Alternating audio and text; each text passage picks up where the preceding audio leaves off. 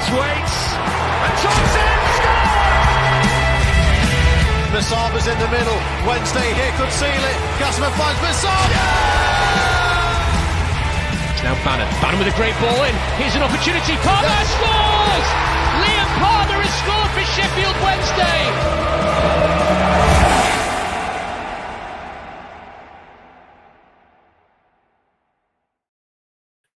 We've finally won at home, and it comes when you least expect it. Goals from both Windass and Musaba after a heroic penalty save from Pearce. And add into that, fans getting told to do one in nicer terms. Hello and welcome to the Wednesday Tie-Dye podcast. I'm James Mappin. Alongside me, as he always is, about 20 minutes after walking through the door, is Matt Johnson. Matt, how's it going, mate? You all right? Wonderful evening, James. Wonderful evening. Yes, we'll talk about that in a second, Matt. Because why not? Why not? Yeah, I'm recovering. I think is the. I've not gone hard after a winning at home. Do you know what I mean? I've not just gone straight to the boozer and had a few pints. More the. Back to Danny's homeland, Germany, for the stag do. Hence why my voice feels a little bit hoarse. Yeah. Non-stop drinking since Thursday morning, 4:30 in the morning. It's nice work if you can get it, James. yeah. Future brother-in-law's stag do. Nothing organised, just literally just find a bar or a boat, as we found out. Went on a boat, on an all-inclusive boat as well. Had a few beers on there. It was heavy. Enjoy yourself though. Yeah, if you're just getting absolutely leathered, equals enjoying yourself. And I sent you some videos that the bars that we're in and what have you that were decent, all good. I am paying for it now though, in more ways than one. I was gonna say my favourite one was about 9:30 on. Was it Saturday? I think it was Saturday. 9:30 on Saturday, dead empty karaoke bar, you and the rest of that stag party, and you just screaming top of your lungs, "Daddy, Daddy, roll!" It's got to be done. It's got to be done. Dusseldorf, if anyone else is wondering, decent place for the bits that we saw of it, which weren't a great deal. Can't remember much, but it was all right. It was all right. Yeah, Matt, imagine dancing on tables, winning league in, a couple of months ago and then finishing third. I mean, to be fair, it's a good achievement because with parachute payments to get third, it's decent, isn't it? Yeah, I mean, just think where they'd have been without that 2-point deduction, James. Just still third. It's just, again, what have they've had 10 playoffs. 10 playoff appearances, and I think it's eight playoffs, 10 times at Wembley. I think that is. Okay, and no wins. Cool. If I was Sheffield United, I wouldn't be worried about that. The only thing that I would be worried about is the form going into it. They've taken 6 points from their last 6 games. Sheffield Wednesday, who were considered one of the worst form teams in the division with today's result, are 1 point behind them. It gives you an idea of how bad they've been. Do you know what? Joking aside, it does feel very much Brighton Wednesday, doesn't it? 2016, in terms of a team that just misses out on automatics versus a team that just might scrape in. And I mean, to be honest, I don't think anyone wants playoffs at the moment. The way all the teams have gone. I mean, the results today, mental, absolute coup. I mean, if you would have shown me your slips, if you've had a winner on an ACCA in the championship today, then I think you're lying, because coupon busters left, right, and centre, all over the shop. But anyway, let's we're going to talk about the 2 games, albeit briefly about Stoke, mainly because I'd been off cut when I was watching it, and also it was an absolute shit game. So, but there's a couple of things I want to talk about. Then we'll talk about obviously today's win. So we will actually talk about some matches on this episode, even though the last 2 we haven't had many. And then we'll talk a bit about what Simon had to say yesterday, and also interest from a Moroccan businessman, Anas Sefroui, I believe his name is. So do stick around for the full show over on YouTube. If you are watching it over there, make sure you're subscribed as well. Nearly at 2,000. So get us over the line. Matt, then Stoke on Friday, Good Friday. Overall, for me, we just didn't look arsed. Really, it looked really lethargic. It looked really pedestrian. It just looked, it just looked like we'd given up. To be fair, I don't think it was a great performance at all. No, I would agree with you. I don't think it was a good performance at all. I think you can see over the course of this bank holiday weekend which games Stoke were targeting of the two to get their promotion bit, like safety. To get their safety, to get their safety nailed on. They were, credit where it is due, because me and you often sit on here and question why were Wednesday so bad, why were this. I think sometimes you do have to give credit to the opposition. Stoke were not a good footballing side. Stoke were just at it and in your face, battling, all of that third place in the table nonsense, that passion and grit and belief and blah, blah, blah.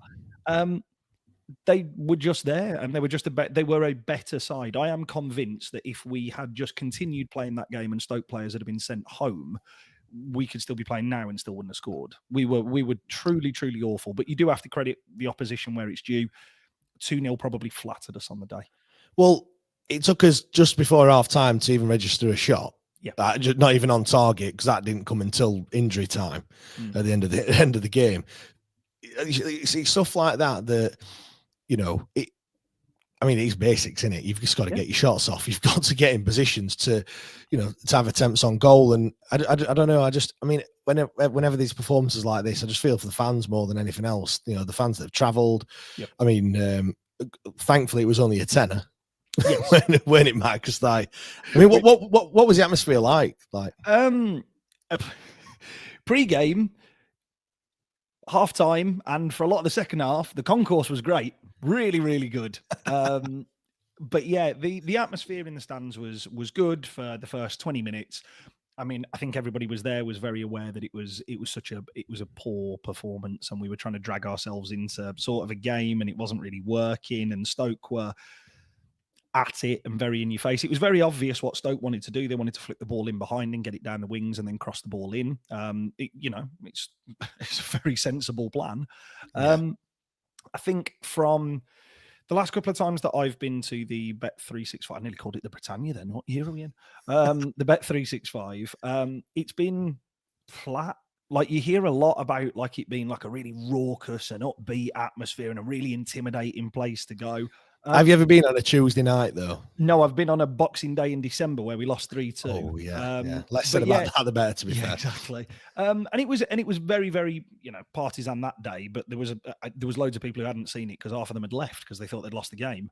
But again, it was very, very lively. Now, I will say this, James, for the £10 tickets, Sheffield Wednesday fans did start chanting "You cheap bastards" at them because it was only £10 a ticket, because they'd gone through a spell where we were so crap and it was very evident that we weren't going to score. It was bad. It was really, really bad. But the atmosphere, concourse, the game, there was a quote, I didn't get the lad's name, so I am really sorry, that I overheard from somebody in the concourse at half time, where he said, "I've just come out of the toilets and just been for a piss, and this lad in there is moaning about performance." And I just said, "Well, I was only here for the beer." And I was like, what? And genuinely, it did feel like that. It felt like everybody was just there for a day out and to enjoy themselves rather than the football. The football was just the only thing that spoiled it, really. We need that Sheffield accent more often, I think, Matt, to be fair, is what I'm going to say on that one. Yeah. Pierce Charles made a bit of a howler. What did you make to it? Because for me, it shouldn't really happen, to be fair. As a goalkeeper, you've got to see that danger of someone stood in front of you. Yes, he jumps. I know I've seen a lot of people saying he shouldn't have countered. They've had rule book out and found it, rule 4.621, whatever it is, that you can't interfere with a keeper kicking out of his hands. I've seen some saying he jumps after it's kicked. I don't know. I think for me, you just shouldn't.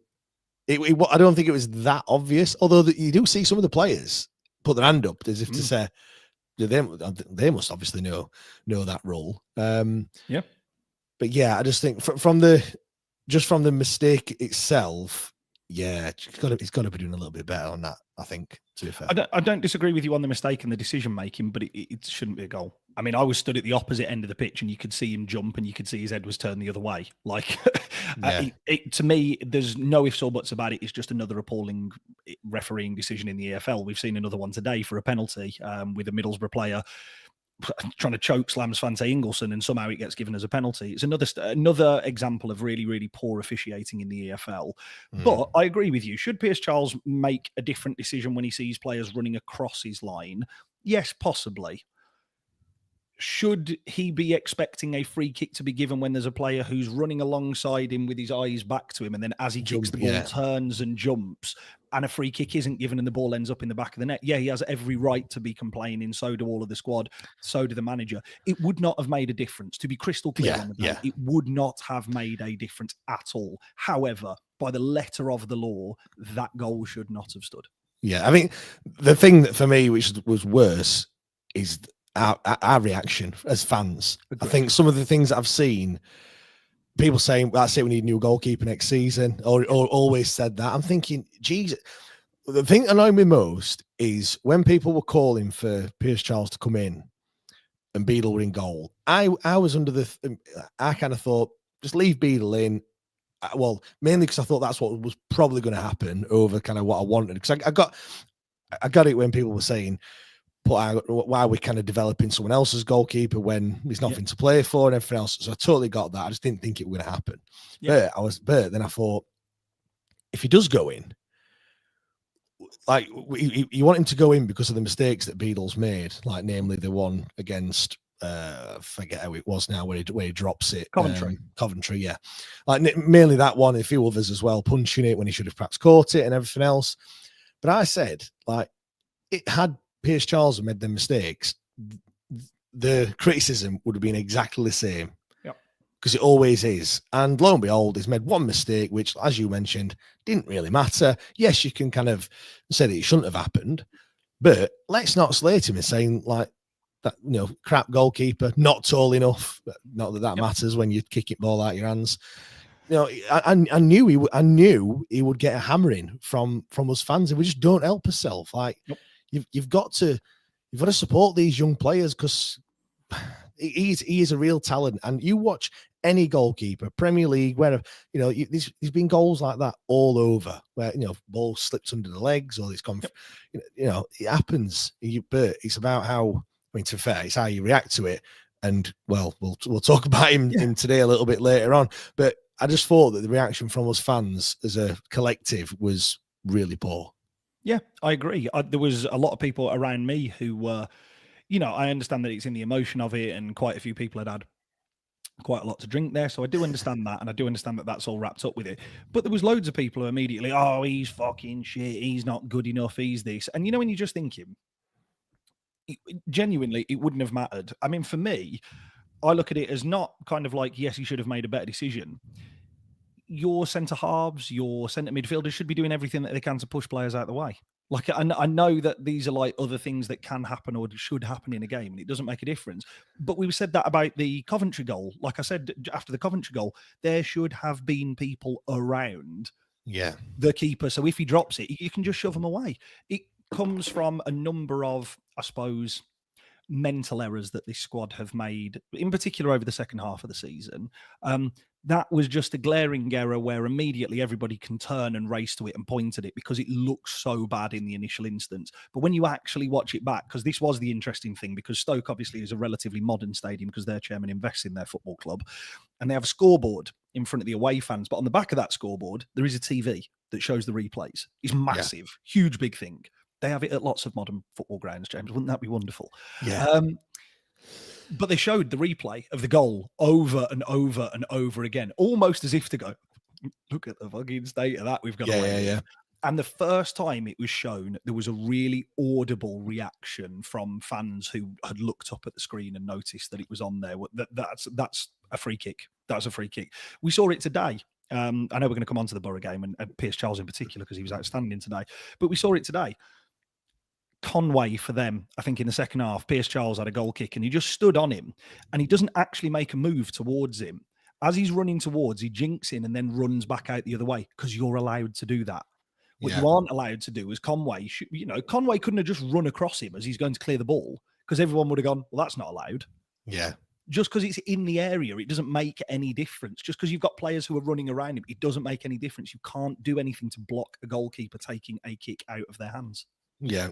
Gone are the days. Who was it now that when he had his ball in one hand and he ran round and I know the clip that you're on about, but I can't remember. He headed it out. Yeah. He headed it out of his hands, didn't he? And then knocked it in. Hey, if you thought that was bad, just think back to Bailey Peacock Farrell away at Ipswich. Everyone will feel better. I want to know if they've still got that behind the stand as like a memorable moment, which I just find so Tim Pot. It's unbelievable. Yeah. I just want to move on to the rumours of a bit of a bust up between Danny and some of the players on Friday. Before I do that, just read some of the comments out. Let's go. Not that one. This one here. It's not a mistake, in my opinion. It's a consequence of playing out quickly. Sometimes it works and we're through. The next, it's all sold into our net. How many times have we been saying as well, just want a ball to go in off someone's arse? Yeah. But we didn't. What we didn't mean was into our goal. Yeah. All the other comments are about today's game, which we will get onto in a second. But as I just mentioned, yeah, there has been rumours. I can't confirm or deny whether it did happen, but I've seen it from a couple of places as well that there has been a bit of a bust up. I don't want to know, like, I don't want to get your opinion on kind of the specifics of this one, but just on a wider scale, Matt, like what's your stance on stuff like this when you hear of kind of riffs or bust-ups in the camp? I personally think that professional sports people are incredibly combustible people. It's very unless you're a golfer, I suppose. Even there, like you've got to the top by having number one, an ego, number two, a massive amount of professional pride. Three, in football, it's a very, very physical sport, so you are exerting a lot of energy. Emotions run very high. There's a lot of testosterone in there as well. Yeah, of course there is. And everybody's got an opinion. I personally think that there is a lot more of this that goes on behind the scenes at football clubs, up and down training ground. We've all played, like people who are watching this, there will be several people who have either played the game, known people who played the game, or watched the game wherever. And they'll be able to say, oh yeah, like on a Saturday, like Sunday morning when I used to play, it used to kick off all the time. Just because they're professional players, it doesn't mean that it's not exactly the same. If you look at, I'll just mention it again because Sheffield United didn't get promoted today. Burnley and Leeds did automatically. If you look at Sheffield United players, they behave like children when they've come off the pitch this evening. They've refused to shake Burnley players' hands. They've refused to go and acknowledge them, kind of like celebrating, and they've tried to storm off the pitch, and fans have given them a load of grief. Like, I get it. Like, it is a professional environment where people's emotions are heightened. I get it. To me, personally, I think it's very much storming a teacup, but it's very rare that as fans that we actually find out about potentially things happening or not, because obviously it must happen so frequently that players just kind of just roll their eyes at it, really. Yeah, and I think as well as obviously because we're not doing well and everything else that's happening behind the scenes, everything just gets amplified, doesn't it? There's probably bust-ups and stuff even when you are playing well, like or disagreements and stuff. But yeah, you're right what you're saying. Footballers, sports people, very highly strung, and it'll get stressful. Like you don't want to lose a game of football, and it just so happens. I mean, you can take it one or two ways, can't you? You can say, oh, a bunch of Mardy gits, or you can say that, it shows that they care. Because if they didn't care, they've lost the game, and they just, when people say, and I know I did mention they didn't look arsed and stuff at the top, because that's, as a fan's perspective, that's what it looks like. But then when you do hear that they have had a disagreement and some home truths have come out and whatever else, then I suppose you can't really say that they're not arsed and not bothered, because otherwise they wouldn't say it, really, and that wouldn't happen. So yeah, I mean, it certainly had a reaction anyway. If that was the intention for something to happen, it certainly did, because it were a much better performance today, which we'll come straight on to. I know we normally go through the starting lineup and stuff like that, but since we're doing two games, I thought I'd just skip straight through. First of all, Matt, go on. It looks like I was just going to say something, James. I know we don't have to go through the whole starting lineup here, but the back four today, pre-kickoff, what were your thoughts? What the fucking hell's happened here? because that was mine.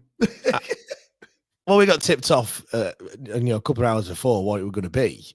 So I kind of pre-warned when it came out. But still, I was like, looking at it thinking, well, that's a new one. We haven't had that combination before. No slight on the players that were picked. But yeah, I was just thinking 3 changes to your back 4. I mean, I know Stoke was bad. Yeah, but it weren't, 3 changes bad, to be fair. I don't know if it was any injuries that contributed to it at all. Maybe because he got obviously injured in the warm up at Stoke. So I did, maybe. Yeah.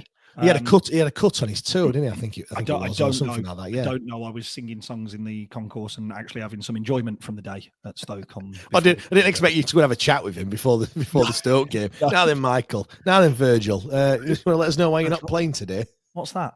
You didn't have that there before. No, it was on his foot. The cut was on his foot. Oh, okay. He couldn't get his shoe on to do the warm up. So.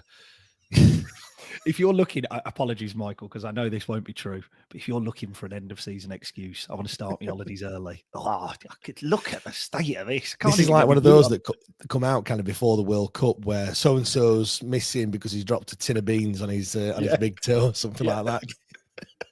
Oh, man. Anyway, but yeah, I was going to ask you kind of what you felt before the game, because it had a real strange air to it. Like, I don't just mean in the ground. I mean just kind of going to the ground. I parked up. There was hardly anyone.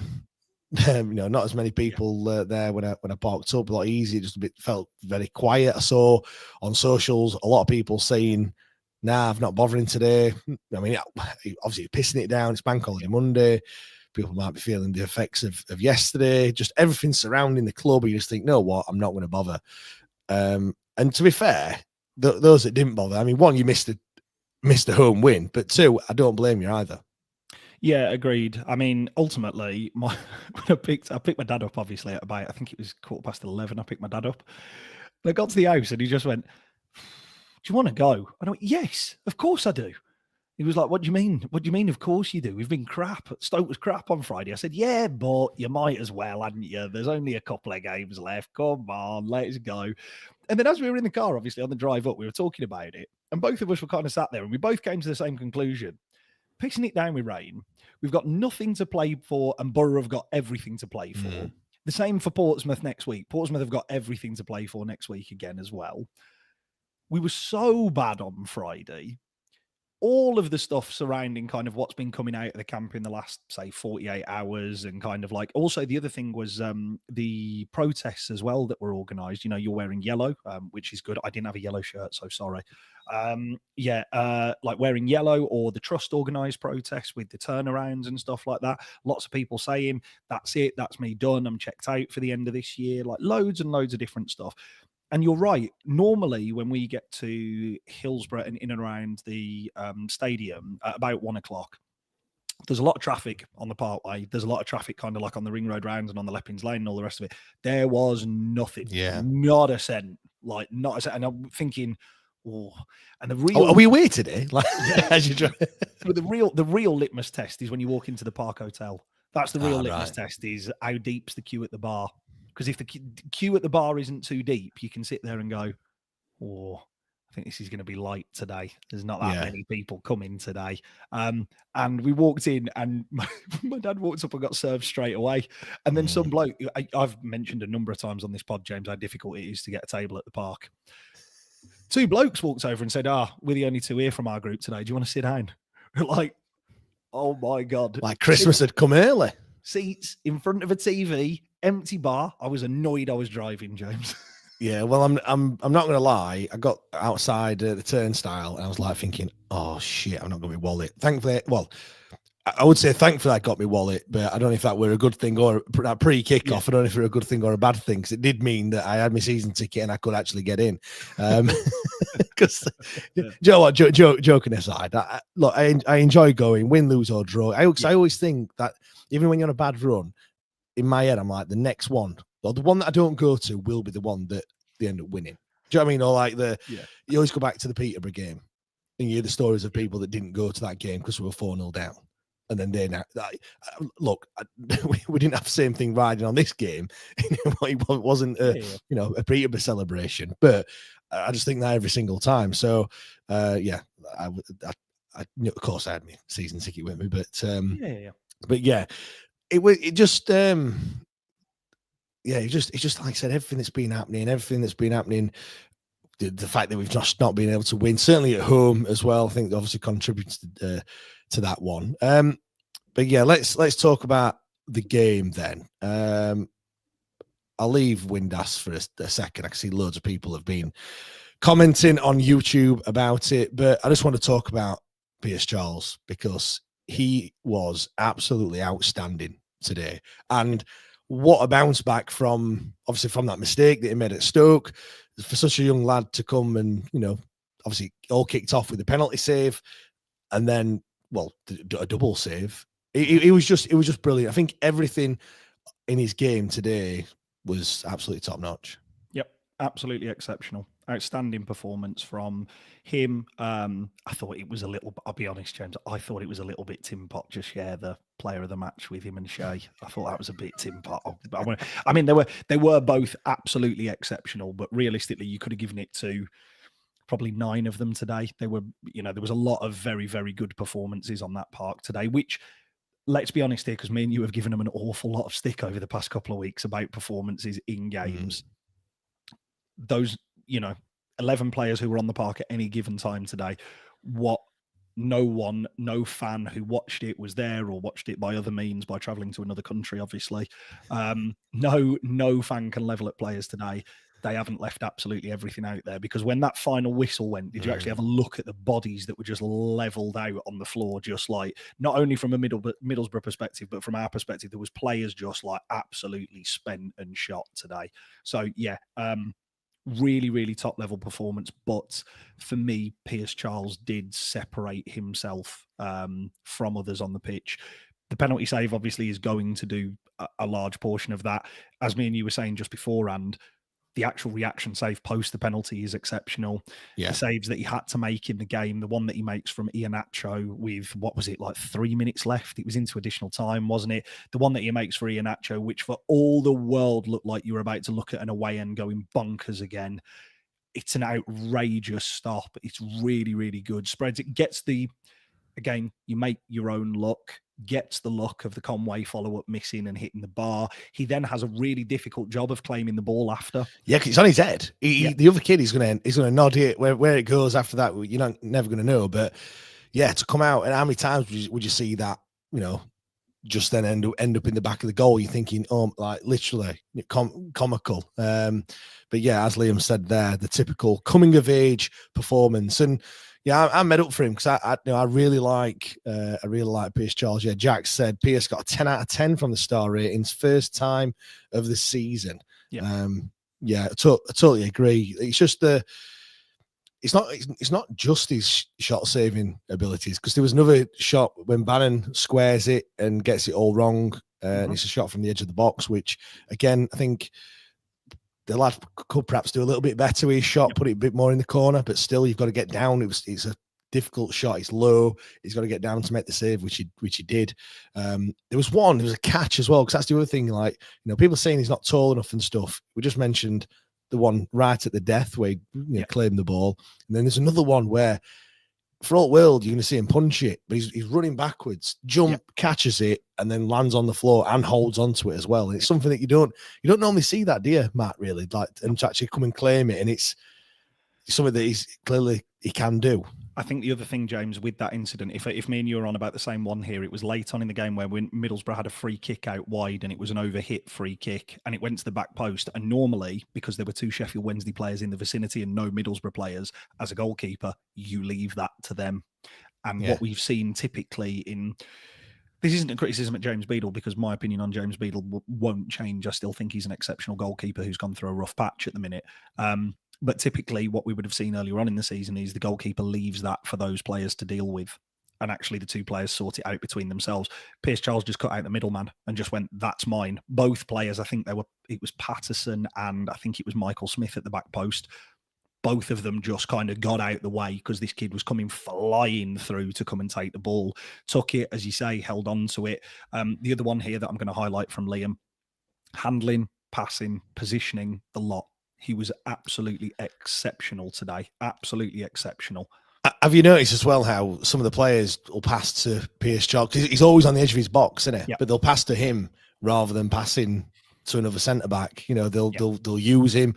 Some of he did one pass. I think I don't know who it was that picked it up. I can't remember now. But into the middle of the park on halfway, but from his own 18-yard box, just threaded a pass straight through on the floor. He didn't zip it or anything like that. Just a side-footed pass. Yeah. And then it might have been to his brother Pierce, and managed to turn, and it started to move off. And you see a lot of that. Obviously, we haven't seen a lot of him in a Wednesday shirt, but you see a lot of that for Northern Ireland. Those kind of passes into feet on the half turn, and then you've taken them out four of the opposition players out of the game straight away. But yeah, I'm made up for him. I mean, are you happy for him to be number one next season? Because that looks likely that's gonna happen. I think so, and I think you need some experience around him. It wouldn't shock me if. It depends how Ben Hamer feels about his situation that he's had at Sheffield Wednesday this year, but it wouldn't surprise me if we look to bring in a veteran with experience like Ben Hamer to say, right, there's a high likelihood here you are going to sit for much of the season, but we need experience to be called upon when ready. Do you remember when, this is going back a long time, James, do you remember when Kieran Westwood got injured in a warm-up away at Birmingham in the chuck down rain? It was the Hooper and Forestieri game. We won. Lewis Price actually played in goal that day because Kieran Westwood got injured in the warm-up. Lewis Price was a generational backup. Like, all he was a backup goalkeeper every single place that he went. He's like a Richard Wright or a Scott Carson, like later years, where they just go and they end up on the bench. Or Lee Grant is another one where he went to Man United and just backed up De Gea for like years and years and years. Well, I'm just looking at that actually. He played for 17 years and he only got 150 appearances, which is nuts. And the goalkeeper plays 36 games a season, minimum. Yeah. And he was, I just think that kind of stability alongside him, I think it's been exceptional to have, again, if you're looking at wider picture here, to have Beadle and Charles both pushing one another. And actually, I think me and you sat here and criticised the club for not releasing Pierce Charles because of the Ben Hamer injury. Actually, potentially long term, that's probably benefited him. Like, there's two sides to that coin, because you could say that it actually has benefited him being around irrespective of what people think, he is a top class keeper at his age group for his country, in James Beadle. So actually, I've got no problem with Pierce Charles being the starting goalkeeper after today's performance as well. Gary's already highlighted it in the chat. Gabe Otegbayo. Yes. He had a torrid time up at the Riverside on Boxing Day and was hooked at half time for, I think it was Michael Ehekwa actually. Gabe Otegbayo was fantastic today. I think it helps when you've got a player with the quality of Shea Charles next to you. Yep. And the two of them pre-kickoff were actually sharing a bit of a laugh and a joke. Like while everybody, the game was all kicking off, everybody else was dead serious. And the pair of them were both just stood at centre half, just looking at one another and smirking. Yeah. And that kind of gives you an indication of both of those today. Obviously, Otegbayo he came off, didn't he, with a couple of minutes to go, replaced by Liam Palmer, which was good to see Liam Palmer back. Going to say average age there of 20 and a half. Yeah. I haven't worked it out to the day, but Otegbayo's 20, Shea Charles is 21.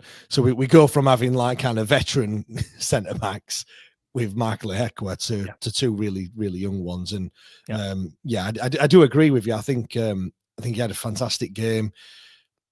All right, the miss. I should score. 100%. Luckily, it didn't matter, and the game didn't matter either.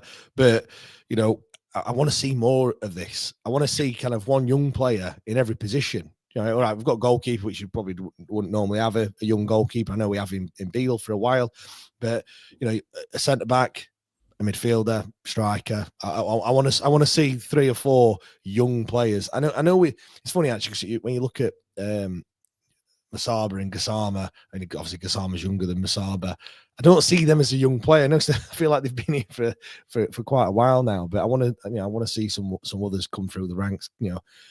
Maybe a really Cadamartri next season. I mean, no other strikers really pulled up trees. If you want to identify as a striker as well, let's say. Yes. But yeah, I thought he'll do his confidence a world of good, won't it, for Otagbeo? 100%. Absolutely. Because again, aside from, you were very kind there, James, and Lewis has been very kind in the chat here by saying Otagbeo and lucky not to get his goal. It's a horrible miss. Like, he's a really deft header, but that is It doesn't need to be deft, does it? It just needs to power it in. That is, I don't know where I am in the 6-yard area. And then when he lands and looks around and sees no player within 5 yards of him and dead centre of the goal, that's one of those where he did look frustrated. But again, the other thing that I really like about him is he does that very veteran centre-half thing when they miss a gilt-edge chance. Head the ball, miss it, look to the sky and sprint back as fast as you can because you know where your place is. It's like a look to the sky, look to the ground, bit of a bash your hand or whatever, and then get back to your position and hope that camera's not just zoomed into your face to see you. But no, like I said, I thought he did all right. Hopefully his injury is not a bad one. I mean, I know there's only a few games left of the season, but you just don't want to see, for me, the team that went out today, you put the same team out again, don't you? Like, especially with, if there has been a bit of a rift or whatever, then put the same team out. We've got a week, it's not, games aren't back to back anymore. And do that again. Let's talk about Josh Windass, because he scores a goal.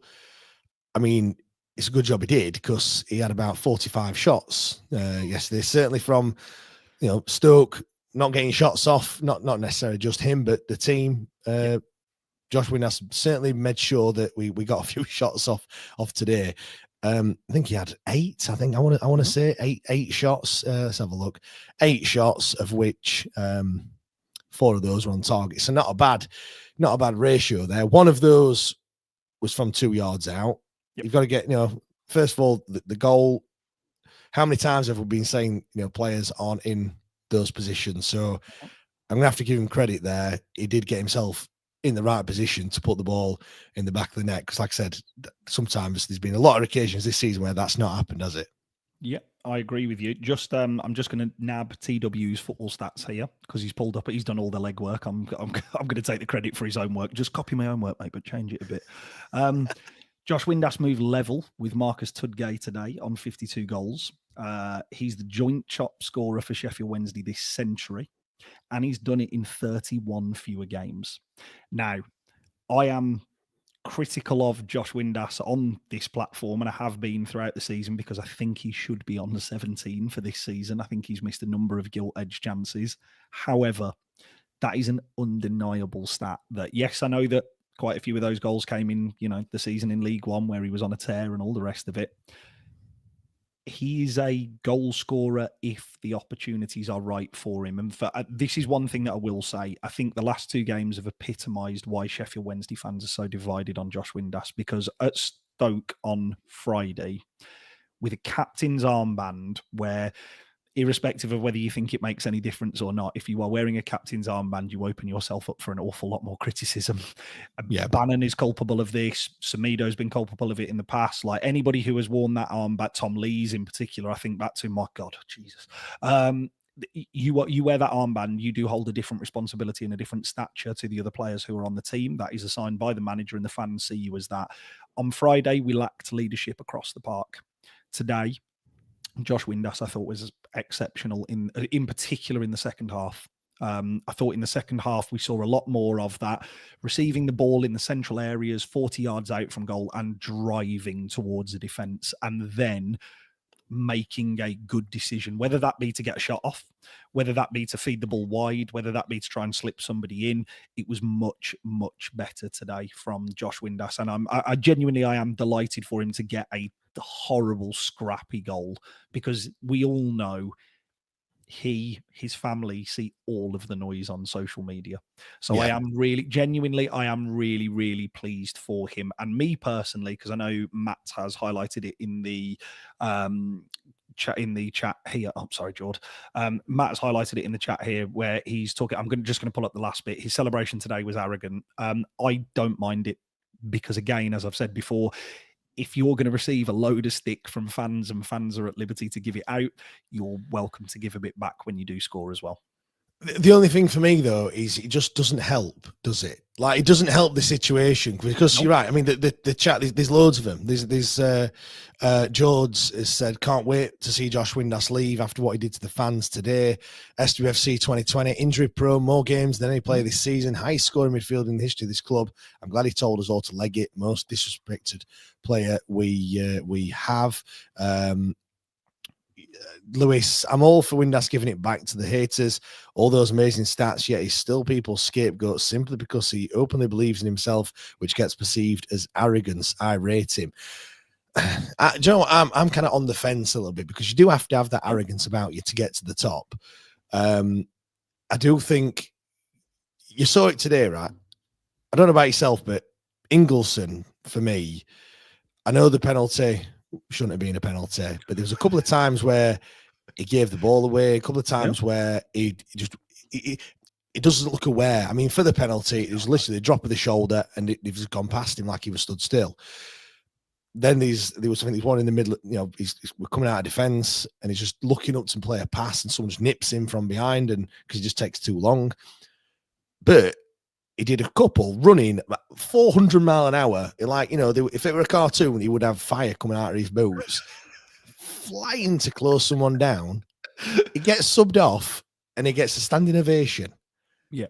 But more to my point, from a fan's perspective, all we care about is if you run, really. Yeah. Well, you've seen that because Windass has got double digits for 12 goals now, and he's got 5 assists. He's on or 6 assists. He's on 18 goal contributions this season, which people have been quite rightly pointing out at various stages in the past couple of weeks or so. Yeah. But because he doesn't run around like a nutter, like honestly, that's if you make it as a professional footballer, all you need to do is run, and you'll get so much. So much leeway from fans. But again, I just don't think he helps himself. I know it's frustration that's coming out and stuff, but as a footballer, when you sign up to be a footballer and a professional footballer at that, and fans come and pay their money to watch, just like you've said, he's got a right to kind of reply. Like he's doing it as a job. We're doing it as we're paying. He's getting paid. We are paying. And I don't know. I just think for me, he could help himself. It's just going to keep going. It's not going to make it go away. It's telling everyone to fuck off. And that's bad. And that's what apparently happened. What now? Fuck off. As if it's like. Sorry, James. I'm laughing because again, for me, personally, I again, you know where I sit with this. I don't mind it because again, I'm aware. I agree with you. I think we as fans are very, very easy to please. Like, I don't think Callum Patterson's a good footballer. Like, I've been very open about that, but he works his bollocks off for the foot. Like, there was. If you said to me, if you know what, even after what Windass did at Wembley and then scoring that goal that he did against Derby, if you said to someone, or 10 Wednesday fans, would you rather have a statue of Callum Patterson or Josh Windass outside Hillsborough? I think more people would probably say Callum Patterson, and that's it's mental.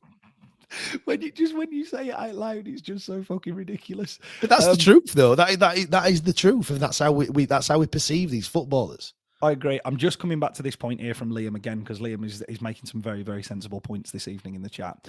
Do you believe Windass does enough for the talent he has? I personally think actually he maximizes his talent that he has because actually if he were a more talented footballer, he would have had an opportunity by now.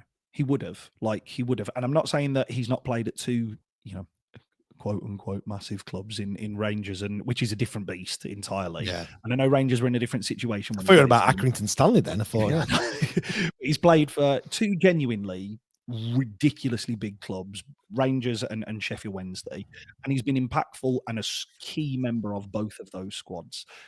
I would argue he has maximized his talent because if you're honestly telling me that other sides around the division, if they hadn't wanted to take him, wouldn't have done, they would have done by now. The thing I think that frustrates myself and so many others about Josh Windass is, do I think he maximizes the most out of his talent? Yes, but he is capable of producing really, really special moments, like really, like genuinely, where the fuck has that come from? Moments in games. And also, the other thing is, because he's a streaky player, he's a streaky, that's been proved this season. Pre-Christmas, everything he touched will turn to gold. 5 in 5, I think you were. Yeah. Everything he touched turned to gold. You know, like he's banged one in from 65 yards this season without it actually bouncing. Like, that is unheard of, especially at championship level. It will win goal of the season by a country mile in this division. The problem is after that, he's then gone through a huge barren spell. And when you're looking for that moment of creative spark from that player, yes, I'm aware that there are 10 other players on the pitch. He has gone missing, and fans can level that at him, because you do turn to players like him, like Yabanan, in those key moments and go, well, we need you to drag us out of the shit. Well, it's just so coincided with us being absolutely dog shit as well. Yes. So Windass hasn't been playing very well. You look to him and, 5 in 5. He scores against Derby. Then he scored 1 since up until today. So in 2025, his tally's 3. After New Year's Day, it's 2. So, yeah, and when things are going wrong, you look to your key players. Bannon's been getting some criticism as well. Like, our best player, period, you could probably say since 2000, since coming out of the Prem, Barry Bannon, absolute living legend, for Sheffield Wednesday. No question about it.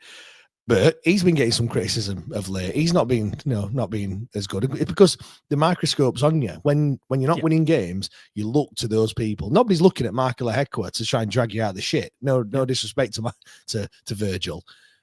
Because you're looking to those players, you're looking to your Windasses, your Bannons, whoever, Ugbo, for example, as well. You're looking to those players to do something. But all I want to say is, because there's one comment from, where is it now? Lewis. Is that even what happened, though? No one knows what he meant. We'll miss Windass when he's gone. I totally agree with him missing him. Yeah, 100% get that. But just don't do it in the first place, because he was like walking like a swagger about him and stuff, trying to prove a point and stuff. And again, I get it. It's frustration. He's been getting pelters and he's now scored and he's on. But don't, if he didn't mean that, just don't leave it up for interpretation by anyone. I mean, he could be gone. He could have got 2 more games for us and then he's off, and we might not see him again until he returns and probably scores against us. But yeah, it's just not helping himself, really. I understand that point, James. I do understand that point. I just think, from my perspective, I think if you are capable of those moments and you want to be a leader, because he does want to be a leader, because, he puts himself up and he tries to stand up in those moments where you can be counted. It's like a lot of things. If you put your head up above a parapet, you're there to be shot at. You're there to be shot at. And if you're going to have that self-belief in yourself, England is a funny country, because if Josh Windass played in America, Americans would say, oh, we love that. We love that confidence. We really love it. In England, we want you to be a bit more self-deprecating, and we take it as arrogance rather than self-confidence and belief, I suppose. Yeah, get that. One other thing I just want to mention before we move on to other stuff off the pitch. Just I know we won the game today, but we had 25 shots today, and the pattern has just kind of continued throughout the whole season, in that we've been great between both boxes. I mean, 11 on target is a lot better. I mean, we should have won the game, really. 11 shots on target. That keeper's made 9 saves, which I'm trying to tell him one thing. 9 saves, really? Like, it didn't feel like he'd made that many, but clearly he had. But I think it just comes down to that quality that we're missing, because that game today could have been dead and buried easily. And I put a tweet on at half time saying it's just the quality between the two sides that's the difference, because their goal is really good, really well worked, really good finish as well. But it's just like, the quality for them just dropped off a cliff in the second half, by the way. But if you've got that quality, the Otagbeo chance, for example, like if that's against us, it's a goal. Like there's no two ways about it. They've scored, and that's something that just it needs to change. But as probably we'll get onto in a bit, I don't really know how it is going to change. I don't really know how we're going to get that extra quality that we actually need. Is it a quality thing? Is it a confidence thing? Is it? I don't know. Both, I think, is the honest answer, James, to your question there. I think we do create an awful lot this year, and we have done all season. Remove the first, 4 games, apart from Plymouth, where we called it at the start of the season, James. I'm calling it now. Best performance of the year. If we see a better performance against Portsmouth next Saturday or Watford on the last day of the season, I'll be fucking amazed. But we have created an awful lot, and I know we're one of the division's top scorers because we are. You can't deny that fact. How? I have no idea. How many times have we come on here and said missed so many chances? Imagine if you put these chances away, we'd have 150 goals. But that's what I mean. That's where I think it is both a quality and confidence issue, because we have had an awful lot of chances. Some of it is just appalling finishing. Like let's not kid ourselves here. Like I've sat on here and defended my brave boy Ike Ugbo, and I will continue to do so. You go back to that Norwich game on Tuesday night, pre the derby in November. He's a yard out, an open goal, and somehow manages to put it out for a goal kick on the opposite side of the goal. That is both quality and confidence. And he really, for me personally, I think he epitomizes what has happened with our forward or, our forward or frontline players, so to speak, who the chances fall to. Some of them have taken them in spells and in patches. Josh Windass, Jenny Gasama, Michael Smith. They've taken them in little patches. Like we went on that run just before Christmas where we were like, Michael Smith off the bench, it's a guaranteed goal. Now, I mean this really nicely. I've talked about Michael Smith's limitations enough on here. I don't feel Michael Smith is going to score. Like if you look at the last 2 games, prime example, he's whipped one from a horrendous angle and it's hit the inside of the post, basically ran along the goal line and gone out.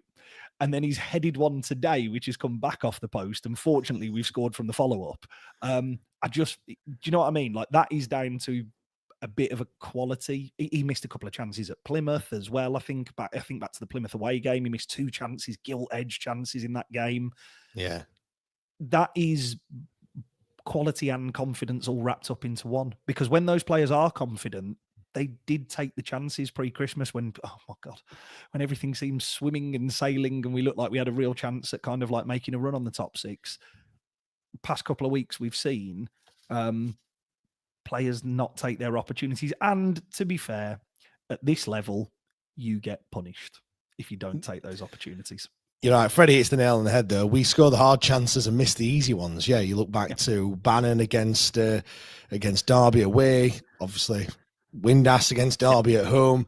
Just on that, Bannon's goal that never was. What a finish that were, by the way. You remember when he scissored it and it's gone so high. At first he's hit it. I'm thinking that is in Rose Ed at the West Upper. Yep. And it just kind of just drops and lands in the goal. And you're like, that obviously was. It wasn't even a foul, was it, on the keeper either? I don't recall. So the keeper comes out and no, it was Otagbeo going down with a head injury, which the ref stopped it for because he didn't blow. Tell a lie. That was what the conversation that I was having with the bloke behind me. Sorry, I've had 2 Sheffield doubles. Dear Chris. It was the keeper and Otagbeo jumped for the ball. Ref doesn't blow for the foul. It was for, as the Middlesbrough player goes to clear it, somebody cleans him out like Lee Gregory did to Liam Kitchen at Wembley. Yeah. Where he takes his legs from underneath him and it falls to Bannon. Bannon loops it in. Again, just another goal that should have been. Yeah, Bannon scored a beauty today with a chip over the keeper. Yes, definitely. I just want to go on to this one quickly. Kevin, who I sit next to, decision making. Oh boy, this was frustrating the hell out of me today. Like so much. Now, I don't know whether they do it to kind of draw the defender in, to kind of and then play the pass, because they wait and they wait and they wait and they wait, and then they make the pass. There was one, I think, the chance that Windass has where it kind of, the chance almost goes, but it gets pulled back to the edge of the box. Yeah. Musaba's got it, and he just he holds on to. I mean, first of all, Musaba, he hasn't got a left foot at all. No. If the ball falls to him on his left-hand side, I mean, there was a fantastic chance where Armstrong knocked it through to him. Yeah, he had acres of space, and he had to chop back onto his right, and then he fluffed his. I think actually it was a good block from their defender. But you're just thinking, just fucking hit it with your left foot, and then I think again, he tries to slip Johnson in, but the pass is on like 20 seconds before, or it certainly feels like 20 seconds before. Anyway, I just don't know.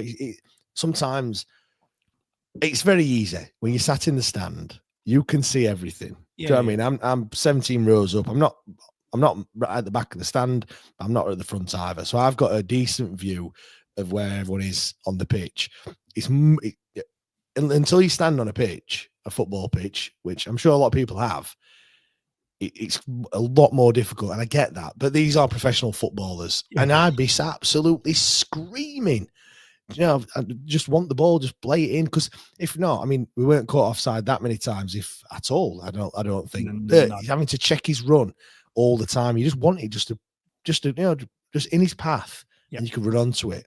That was one occasion. There was a couple others. It wasn't just Musaba; it was other players as well, and just so frustrating, Matt.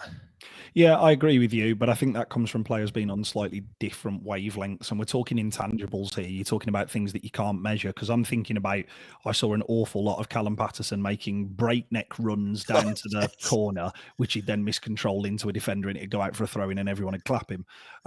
But you'd watch him set off at an absolute tear, but the player who had the ball and was carrying the ball, whether it be Bannon, whether it be Armstrong, whoever, they were actually looking at the floor. And they weren't looking up, I'm not trying to tell professional footballers how to play the game, because that would be fucking stupid. But I think that comes from players have been rotated so much this year, so much, that actually partnerships aren't able to develop as effectively. Now, some of that's down to injury, some of that's down to selection, some of that's down to form. The back 4 or 5 we've had to rotate due to personnel. But if you actually also look at the forward areas, we've rotated them an awful lot. And I don't mind the central striker rotating, because actually our central striker don't really get any chances this season. And that's played out over the course of the season. But the wide players, you have to know what they're going to do. You have to know. If anyone's played Football Manager in recent years, there are no lines on our formation. Basically, the lines are, for people that don't know, it's like they've got good links and they've got, on the same wavelength and stuff, and they'll play well with each other. We haven't got any, because I mentioned it about 10, 15 minutes in. There was one, I think it was either a goal kick or a long ball up to Pato, and he wins the flick on. And I think it's Musaba who kind of runs inside rather than running in behind. He's cut inside. But the ball's just gone over the top, and he's just not there to run onto it. And again, that comes with that knowing what they're going to do. And let's be right, for Pato wins pretty much every header. You'll back him to win a header and flick it on. And you've got to know that. And that is sometimes just the difference between creating a chance and scoring a goal and being frustrated and then perhaps even losing the game. It's those little key things and key areas that just need to improve a little bit. Tony said our squad is awful on Football Manager. I've stopped starting a save with us. You always do it. You get the new Football Manager, you always start a save with Wednesday, and then instantly regret it, because what you do is you play the team that's good in real life, or and that's not necessary. You end up having to play like Michael Echo. I know he's getting some pelters today. Sorry, Michael. I think. Again, Michael Ehekwar has become, including myself, he's become a bit of a lightning rod, hasn't he? He's awful on grass. Well done, Craig Barton. That. Do you know what, Craig? That might top Pierce Charles's 10 out of 10 performance today. That is outstanding. Quick. That was quick. That one. That was really, really quick. That comment. But yeah, right. Let's quickly read some of the 3-word match review tweets that we've been getting. Matt says Pierce fucking Charles. Neil Charles brothers class. Ben won at Hillsborough. CJ says goal win fine. Craig much more effort.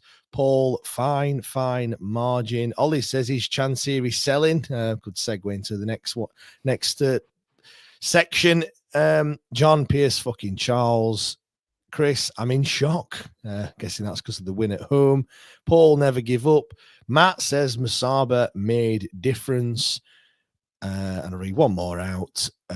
Jones has said fight, determination, and bottle. I do think that, actually. That is one key takeaway for me, Matt, was just that kind of fight and that desire to actually just to want it a little bit more, I think, to be fair. Right, let's talk about the update that Simon gave yesterday. I mean, obviously you've spoken to. I've not spoken to him in that capacity at all. For 4 days. just on that, by the way. So I'm on the bus on the way back from Manchester Airport yesterday, and then first of all, my first mistake was scheduling it for 8:00 whilst in Germany. So James, it's the most fuzzy head thing I've ever heard you do. Because just for those of you who don't know, obviously James does all of the editing, all of the setting of kind of like times for this, all of the organisation. I have a really easy job, which is just turn up and talk shite. James does all of this, and never in my life have I seen him make such a catastrophic error of not going, hang on, different time zone, maybe that'll make a difference. That was prime.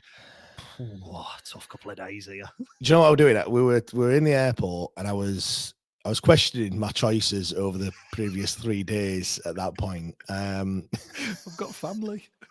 What have we doing? I'm like thinking, everyone's ordering beers. How? I have no idea. I was a broken man. I've ordered some water. Everyone's eating. I'm not eating. And I'm like, so I'll sort this out. And then I think we landed. Yeah, landed. I think we're on the runway. Taxiing out on the plane. I looked on my phone and someone messaged me saying, "Is it 7 or 8 later?" And I was like, "It's 8:00." He said, "Oh, it says 7 on YouTube." I was like, "Oh, bollocks!" I thought I've only got my phone. I can't change it now. Like nearly up in the air, and I weren't. Apologies, I weren't paying $4.99 for Wi-Fi on the plane. I mean, I could wait an hour and a half before sending a text message. You know what I mean?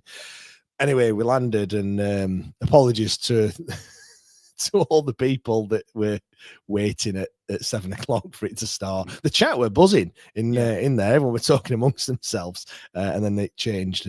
I did eventually change it. So yeah, if you got that notification, sorry, but. Yeah, obviously, the notifications are going absolutely berserk. Yep. A lot of people have been asking for more information on what Simon's had to do or what he's been doing, should I say? And yeah, what do you make to it all? Yeah, it's been a really interesting 24 hours, I'd say, for myself. This is a woman who was kind of a little bit at the centre of this. Obviously, it's Simon's story to tell, and all his hard work that he has done alongside the other people. I know I've mentioned TW Football today. He came out, I think, pretty much as we went live yesterday to say that he has worked quite extensively on the kind of footballing side of things, which is incredibly detailed section of this. So Simon mentioned that there was a quite an extensive document kind of sent. It's like an information memorandum that's kind of been sent to myself to have a look over. It's an incredibly comprehensive document that could be sent to potential investors. It could be sent to anybody really. And I know when I did the previous pod, not obviously the last one, the one previously with Simon, that he said he would be keen to come on and talk about it at greater length. I understand the want and desire for people to hear everything that has been said or is going on behind the scenes. It's just not possible. I can't say why, but you need to read between the lines. on that. And I know people don't like smoke and mirrors, and I'm aware that it annoys people to hear stuff like that because of obviously we hear a lot of stuff that is, I'm really sorry I can't tell you already coming out of the football club. The only thing that I can realistically say on this document that was sent to me is, and I mean this very nicely to Simon and those who have worked on it because they've worked incredibly hard, there's nothing groundbreaking. It's every single thing that every single Sheffield Wednesday fan talks about week in, week out when they walk into a football match. Example, why aren't we following the likes of Brentford, of Brighton, of Villa, of Forest, of Sunderland? Why aren't we doing this? Why haven't we got this? Why haven't we done that? Basically, sitting there and going, actually, let's put this together. Now, I would say that it's been a massively painstaking ordeal because please bear in mind the people who are involved in this, including Tom, obviously, of TW Football, they also have full-time jobs. So they're doing this off their own back in their own time and putting all of this together.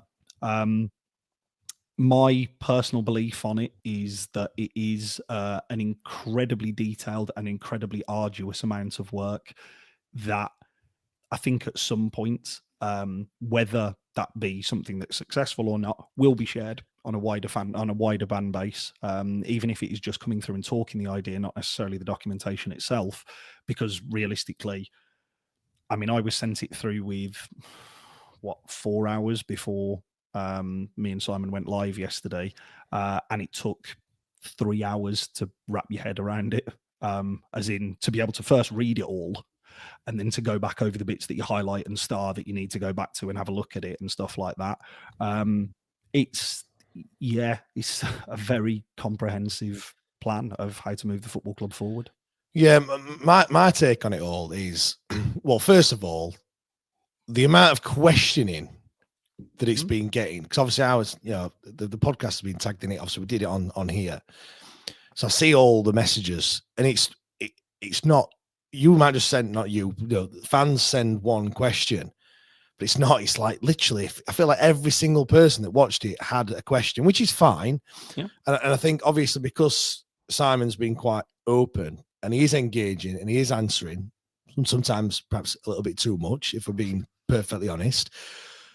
But because he is engaging with people, one question and one answer generates another 4 or 5 questions from other people that are reading the thread and stuff. And had our existing chairman, owner, been questioned as much as what this kind of idea and the bid or whatever you want to call it, project, whatever you want to call it, had Desmond Chansiri been questioned as much as what Simon's been, then we probably wouldn't be in this situation, to be honest, because he's absolutely relentless.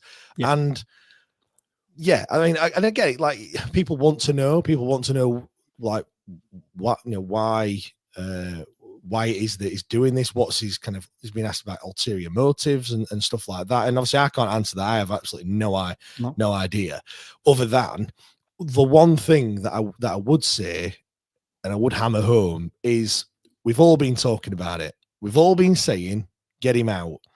We've all been saying we need a new owner. I say all. There was a survey, 95% of people or whatever. So it's over 90% that completed the survey that the trust have done have said that. One person, and there might be more than one, but certainly one person has took it upon himself to spend a lot of his time in doing this. And as you mentioned, it might not come off. It probably won't. I've no idea if it is or it isn't. I can't sit here and say Simon, the thing that Simon's been doing will ultimately end up being, getting Chansiri out and he'll sell to someone that Simon's introduced him to. I can't sit here and say that. But, there might be a lot of other people. But the one thing you can't say is that, he's put his face out there, he's come out and done all this hard work, and it's getting people talking. That is the main thing, Matt. It's getting people talking about it, and it's something that a lot of people weren't doing. There's been all protests. There's a lot of stuff that 1867 group did as well, whether you agree with it or you didn't agree with it. Again, it's getting people talking, and off the back of that, this has happened. You never know, off the back, if he can get Chansiri to come to the table, then it's progress. Whether it happens or not, or whether it ends up with him selling the club, we're further on than when we first started, Matt. Currently, the only other issue, aside from obviously the game today and the game and the performances, where 90 minutes gives you some sweet relief from all of this nonsense, you see people questioning Chansiri and now Simon surrounding this. And there is a lot of anger that it appears that are directed towards him as an individual. I would just sit here and say, I mean this really nicely. Any one of us could have done it. Any one of us could have done this.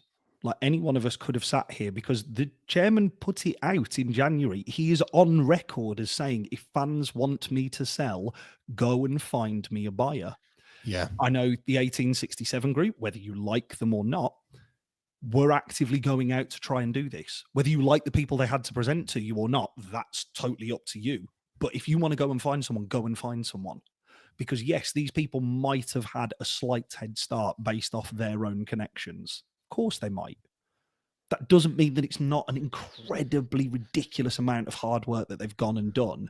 And actually, we're talking about a whole host of different things here and a whole host of different options. And I know Simon mentioned this on the pod yesterday, where he was talking about there is a raft of different options that are available. You know, there's a lot of people been very excited about a Albanian billionaire who was, since the recording of this started, I think just before it, has actually come out in a press release somewhere else and said, no, actually, this is a rumor. I'm not interested in it. But of course, nobody has no reliance on that. But people are far more willing to back that and that situation than they are actually to somebody who's coming outwardly front facing in camera and saying, look, this is what I've done, this is what I'm planning to do, I'm keeping you as updated as I possibly can. But I think this sums it up from Matt. Everything from meetings and inside info is on the hush hush all the time. I hear something different every day, the joys of social media. Correct. But I think there was a comment earlier on that said, I don't like it. I don't like all this played out on social media. So what do we want? Do we want it out there as much as someone feels they can possibly share?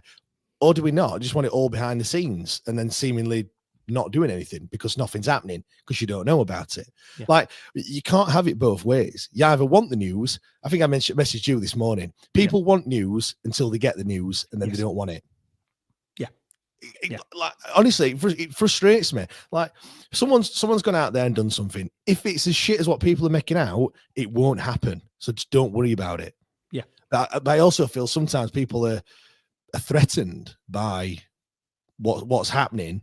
And then they feel the need to, you know, and that's what social media is all about. You can express your opinion. Of course you can. You know, this podcast is born out of social media. You know, like we put a hell of a lot of stuff on there. We gather, you know, lots of comments, and then the podcast that we do is kind of, you gauge what the response has been like, and that's what we talk about. We talk about things that other people are talking about on socials and stuff. But like I said, you don't ask for all the news, and if you get it, said it's a load of shit, and I don't want that. And we shouldn't be doing it.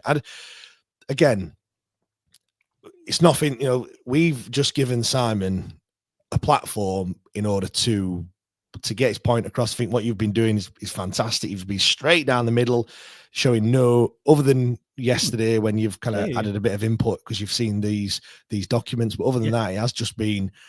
I wouldn't have been able to do it personally because I find it very difficult to not have an opinion or at least say something both for and against. I'm very easily swayed. I'm very easily, you know, when he was talking to me, I would have just agreed with everything he said because he's quite. It comes across as that guy. Like it does come across as you know, you can believe he's a very believable person. Certainly on initially anyway. But yeah, we've been able to get it out there, and I think the main takeaway is, if nothing else, like I said earlier, everyone is talking, and that has to be seen as a positive. 100%. Don't like it, just let it be, let it play out, and then we'll just, you know, because we don't know what we're nowhere. They've not started talking yet. They've not entered into negotiations. So ultimately, we're no further forward.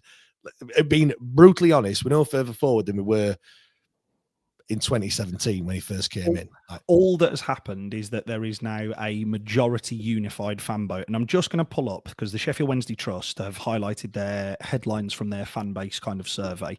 95% of those signed up to the Trust say enough is enough. 94% say where is the plan? 94% say no plan, sell the club. 93% say members want the Trust to lead protests. I'm just going to pull up, if I can find it here. I'm so sorry, James. I'm just scrolling back here just whilst I'm talking. Here we go. This one here from Jeff, which I take the sentiment, Jeff. We want news and not rumours or maybes. Whilst I completely agree with that sentiment, Jeff, I do. That's all that is out there, either from ourselves as a media platform, from newspapers and respected journalists. That's all that's out there at the minute, because nobody is going to come out and say, this is how it is. The closest thing, in my opinion, that we have to that is the person who we have given a platform to speak on this. They are the only person who is coming out and saying, look, I have been told this. This is where this is coming from. This is what this is. This is what this is. That is the only person who is coming out. We've seen a lot of people, like that one today, Alan Nixon, very, very respected journalist, irrespective of whatever you think. He's a professional journalist and it is his job to report the news. Reported this about the Moroccan interest from a businessman. That has been completely squashed by another journalist somewhere else across the world and said, no, this is fake. It's all really... Who do you believe? It's always like that. You know, people, even the well-respected journalists, get things wrong as well. So, and I think when I think it was either the first one or the second one that you did with him, right at the beginning, I think what he said is he's coming out just to give his what his update, what he's doing, or share as much as he can, and take with that what you will. Like, make your own decision at the end. Like, you know, as much as I've just said before about, you know, all the questioning and stuff. Yeah, like, just don't get angry about it. It's like, just make your mind. If you think it's a good idea, great. If you think it's a really shit idea, great. But like, it would, you know, I don't think it's. Like I said, we're just giving him a platform to speak on, and he's done that. And yeah, like I said, I do just like the other stuff that's been happening off the back of that. We've then since had the Trust who've come forward since, and they're obviously, you know, doing protests and stuff. They've done the survey. There's a protest that's planned for Monday. Saturday's game. Monday, I'll be at work again. Oh, there's a dark thought. Yeah, for Saturday, against Portsmouth, which I'm sure everyone will get behind. I thought it was great today when they scored literally on 10 minutes. Oh, that was, do you know, just I know we're talking about a very serious topic here, James. Honestly, it was great because everybody stood up and then turned around in just pure anger staring at the back of the stand. Like, it was ball at the back of the net. You could hear Middlesbrough fans going bonkers behind you. And I think I turned to the bloke I got up just before the bloke behind me, and I just turned and just said, couldn't have done that 10 seconds earlier. Man, bless him. Also, sorry, James, I will just highlight this one because this is important to stress as well. Craig Barton has said the armed forces have backed the Trust as well with a great statement. If you haven't seen their statement, please go and read it. But they also did I mentioned it at the top of the pod yesterday with Simon. They did I think a straw poll of their members, and it was a ridiculously unanimous vote that they need to be backing process and getting involved, which was genuinely fantastic to see. We haven't even touched on engagement panel meeting minutes, James, yet, or anything like that. Yeah, I mean, we can touch on that now. But there's not. But as Marcus has said, there needs to be news first. So how can we talk about him if they haven't come out yet? Yeah. But I mean, what Easter's over now. That was the apparently Easter needed to be sorted because we had 2 games over that period. Yeah. I have a funny feeling, and I've got nothing to back this up other than just a hunch. And I didn't have this thought over the weekend because I didn't have any thoughts over that weekend other than where's the next kebab house. Pint of water. I feel that they're going to drag. If Chansiri's got anything about him, he'll just drag this out past the end of the season. Oh yeah. And just it's not coming out this week. I'll be very, very shocked. And clip it if you want, but I would be shocked if we see these minutes. It's not out today, it's Monday. So in the next 3 to 4 days, I would be very surprised unless it came out at like 2:59 on Saturday afternoon, literally as kickoff's about to start. Can you imagine with planned protests, obviously, that the trust mentioned, with it being a full spectrum protest? Can you imagine how many pitchforks would be out for the chairman on that Saturday if this is released? So yeah, I sit in the camp firmly with yourself, James, of skepticism and cynicism surrounding.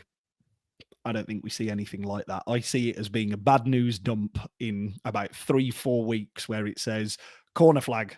Sheffield Wednesday can confirm the departure of first team coach Danny Roll. He takes with him coaching staff. We like to thank Danny for his efforts. Followed by 6 hours later, here are the engagement panel meeting minutes, and just let the shit storm hit the fan then, because there's nobody in the stadium and there's nobody aside from social media where people can go and turn and vent their anger to. Yeah, I think I'm going to very tentatively highlight this, which is from All Things Football, which he's obviously in the chat has made quite a number of different other comments as well. But I am just going to say this is that I think we have until Friday to pay the wages. I think there is also a tax bill due this week as well, Tuesday, I want to say. So tomorrow, 22nd, I think it is. Yeah, which would be look at that tomorrow. If he doesn't pay the wages by Friday, and the tax bill doesn't get paid tomorrow, which we won't know about, will we? We won't know about the tax bill until Thursday. It's 2 days, so it might Thursday. Certainly by the weekend, we'll know about it if it hasn't been paid. Yeah, that could be a very interesting atmosphere for Portsmouth. Portsmouth at home. Yeah, because I was talking to Steve. I know, which I do because he's my father-in-law, but he. We're talking because he said, do you think we'll put a bid in for Shea Charles?" And he talks some right rubbish sometimes.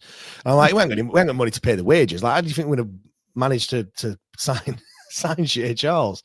And he says, I think he has got money. I think he's just playing a game. Which obviously Chansiri came out and said he isn't playing a game. But you know I don't think he has. I don't think he has got any money at all. I think that he's really struggling.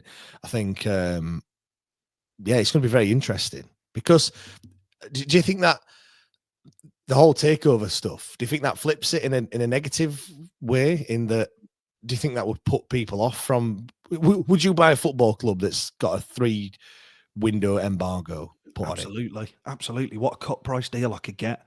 Two things that would happen: fan expectation is going to be really low. Secondly, I can spend pretty much as much money as I can physically get my hands on redeveloping stadium, training ground, and buy a lot of goodwill from fans. I can actually organise what the hell I want to do football structure-wise off the pitch in terms of players that we need to be signing, getting a crack recruitment team, all the rest of it in place for a 3-transfer embargo window, with the notion of every single fan. If we entered the start of next season with potentially new manager, new coaching staff, another 12 free players, God knows all the other stipulations that you have to meet, but you knew there was plans for a new training ground. You knew there was plans to redevelop the ground in Hillsborough. You knew that there was a fan engagement panel that were actively listened to and actions were taken forward from that, because aside from raising the price of concessions, we know that the engagement panel isn't wonderfully listened to from the previous engagement panel meeting minutes that have come out. If you were sat there with all of that information, I think everybody would kind of go, yeah, it's going to be a dogfight next year, probably going to get relegated. Tell you what though, at January in League One, my goodness me, are we going to sign some players? And then if you get that right, and if you're in an upward trajectory, or if by some miracle you manage to stay up and blah, blah, blah, I personally would look at it and think, what an opportunity. From my perspective, as a potential buyer, I would look at it and go, what an opportunity, because I've got 18 months of clear runway where I can blame somebody else.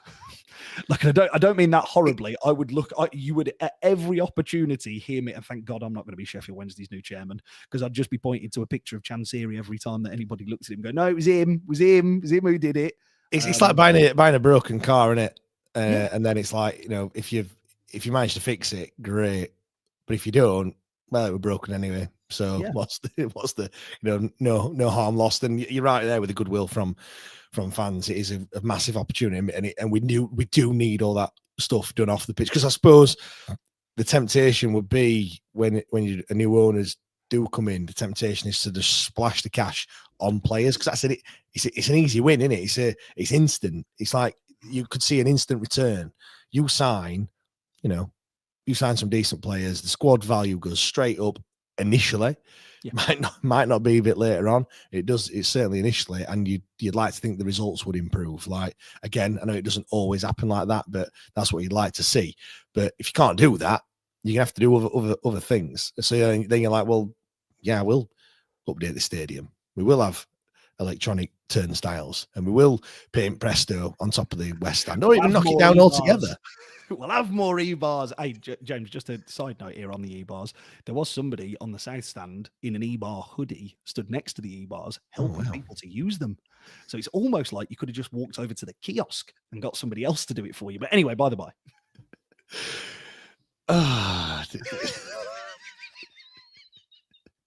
Chansiri would have a driverless car, but with a driver in it. Yeah, 100, just in case, just in case. But as you say that, like, you could get with, say, 18 months of clear air, where there's nobody going to put any real pressure on you. You have an opportunity to really actually properly, formally engage supporters in this plan. Say, for argument's sake, if in the summer, by some miracle, Chansiri has a change of heart, decides to sell up, Roll's gone, he's crying, he can't afford any more. He can't afford to bankroll anything. He can't afford to pay wages to HMRC. Football regulator comes in day one and goes, right, you get out. And we end up with a new owner. If you're there, your easiest win is come out day one and just full layout. Here's the plan. Like, full layout. Here's the plan of it. Here's exactly what we're going to do. We're going to start with the training ground. Now, when we entered our 30-day exclusivity period, which everybody has when they're buying a club, I cannot remember who it was on the debate show. That's going to really annoy me. There was somebody on the debate show a couple of weeks ago who made a really great point about all of this, about NDAs and exclusivity and blah, blah, blah. I cannot remember who it was. We'll have to find the clip and put it on socials. I say we, you. I can't do that. I'll find the clip. I'll put it on it. So it's fine. It's fine. There we go. Team effort. If you came out in that 30-day exclusivity period and you got the deal done, you could come out pretty much day one and go, right, this is what we're planning to do, and here's how the next 18 months are going to look. Because while this exclusivity period has been open, we've already been liaising with Sheffield Council, with landowners from these. We have 3 different options. This is the site that we're going to use, and this is the site that we're going to develop.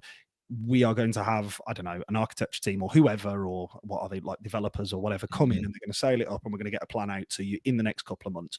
By the end of the summer window, yeah, don't get me wrong, players are shit. The grass looks great because the new groundsman's fantastic. But the players aren't going to be great.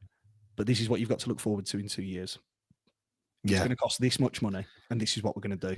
And here's what we're going to do to the stadium. And here's what we're going to do for you as supporters. Very, very quick, easy wins. Again, if you look at, I mean, we'll all be going back there next year, St Andrews. When you get to St Andrews next year, it's not a great area to walk around, but go and have a walk around the stadium. Go and have a walk around the stadium. You look at the redevelopment that has gone on at that, apologies to any Birmingham City fans, but who would ever listen to this, I don't know why, shithole. Yeah. Because St Andrews is a doghole, absolutely horrible, horrible stadium, horrible ground. But if you go and look at all of the land that they've got, what their new owners have done is maximize its potential. They have got huge big fan park. They have got street food vendors on everything that's going around. They've done graffiti all over the ground with like heroes of yesteryear and modern and all the rest of it. It looks as tarted up as you could possibly imagine, because they know that they've already laid plans for something that's coming down the future, and every Birmingham City fan is aware of that. It's just, I just want to highlight this one from Natalie. If we get taken over, don't any embargoes get wiped off? The AFL would want the club to be taken over and run properly. My honest answer is I've no idea. Can I ask, James, and this isn't me poking fun at our neighbours, this is in response to Natalie's question, what happened with Sheffield United's? Because didn't they have a 6-point embargo that got reduced to 2? Possibly. And I'm sure that was to do with ownership and takeovers and all the rest of it. And that's why it went down to 2, maybe. I could be wrong. I'm sure there'll be somebody in the chat who corrects us, or somebody who's listening to this post who corrects us. But I'm fairly certain that might be something to do with that. I could be massively wrong. Yeah, I mean, it would make sense. I'm inclined to say that it wouldn't because, but I suppose this is where, down to mistakes or just poor management or poor running of the football club, it's always us as fans that get the bad end of the stick. Yeah, and Tony just said, new owners can argue a plea. So, yeah, I'm guessing it could be reduced potentially. Can you imagine, James, how angry we'd all be if we missed out on the automatic promotion by just 2 points? Oh, God alive. So angry. With 2 games left to go and you haven't been good enough all season, but there we go. Right. In March, innit? Stick your data. Do you know what as well? I have a funny feeling they could. Well, I have a funny feeling they're going to do it. Just to compound matters. Do you know what I mean? Although I'm saying that, I did say earlier that they probably beat Burnley, and they didn't. So take out that what you will. Right, we're gonna wrap things up. Massive thanks everyone for listening. Massive thanks to everyone that's joined us this evening. The chat was going wild again, which I love to see. As always, we're going to be back. Well, we're going to be doing extra time straight after this. So if you do want to listen to that one, in about 10 minutes, 10-15 minutes time, head over to patreon.com/WTID pod. About live for about half an hour or so.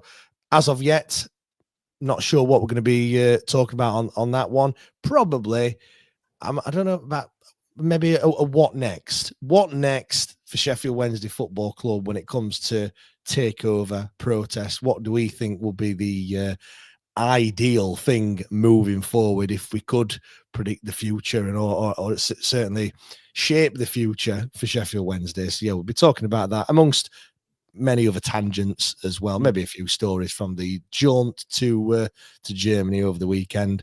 So yeah, head over there, head over to Patreon if you want to listen to that one. Wednesday, 8 o'clock every week, debate show. Join us for that too. And yeah, just keep abreast all of the socials. I'm sure there's some developments coming this week. Will the players get paid? Will the tax bill get paid? I cannot believe that as a football fan, we are that bothered about whether people actually get paid or not. Shouldn't be like this at all. But yeah, thank you very much, everyone, and we'll see you all. We'll see you all for extra time. Cheers.